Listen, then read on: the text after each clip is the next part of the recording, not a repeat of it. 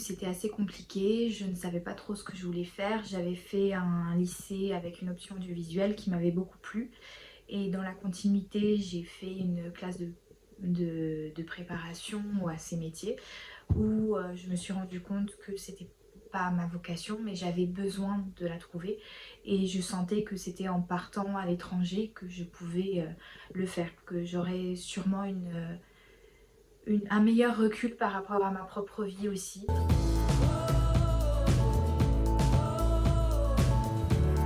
Depuis toute petite, j'ai toujours été attirée par l'Afrique depuis le plus longtemps que je me souvienne. Je sais pas pourquoi, il y a quelque chose qui m'a appelée et, euh, et du coup c'était évident pour moi que je partirais en Afrique. J'ai toujours été aussi vachement intéressée par euh, les missions qui portent sur le droit de l'enfance.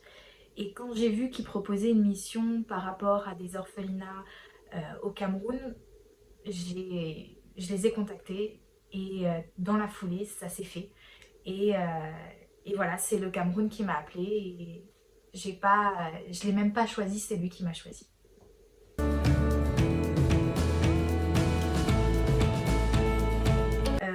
J'intervenais auprès d'enfants donc âgés de 0 à 17 ans. Il y avait aussi quelques jeunes adultes qui continuaient à être pris en charge par l'orphelinat.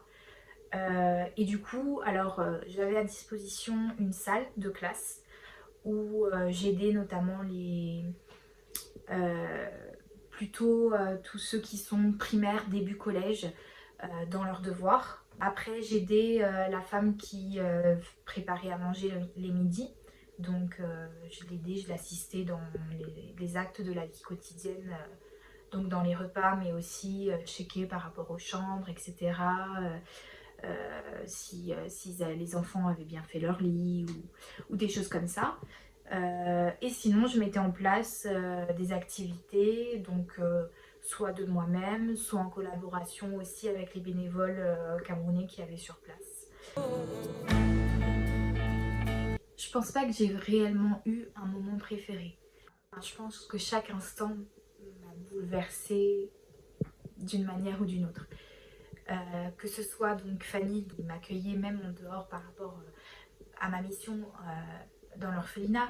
On passait des soirées et des soirées à parler de ce qu'il peut y avoir en fait comme différence entre le Cameroun et la France. Et c'est une personne qui m'a profondément émue et que j'ai adoré écouter et avec une bienveillance mais immense. Et ça m'a je pense que j'ai acquis énormément de maturité que de côtoyer cette femme-là.